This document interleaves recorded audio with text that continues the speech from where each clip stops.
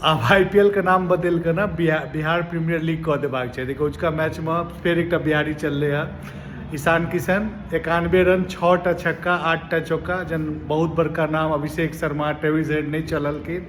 पाछू से उठेर के कप्तानी पारी खेला के टीम एक नीक पोजिशन में पहुँचेबे में अखन तक योगदान करलखिन है। और देखियो कहियो वैभव कहियो ईशान ई सब कंटिन्यू पूरा नाम कऽ रहल छथिन। अन्य बिहारी देखियो तो बढ़िया कऽ रहल छथिन। दिल्ली से मुकेश कुमार बढ़िया बॉलिंग कऽ रहल छथिन। जेना कोलकाता में जेबै तऽ अनुकूल रॉय ओहो बहुत बढ़िया परफॉर्मेंस कऽ रहल छथिन। लखनऊ मैच हारि रहल छै, ओकर बाद एकटा बहुत बड़का मतलब प्लेयर छै मयंक यादव छथिन, जे सुपौल से अबै छथिन, ओहो बहुत नीक खेलाइ छथिन।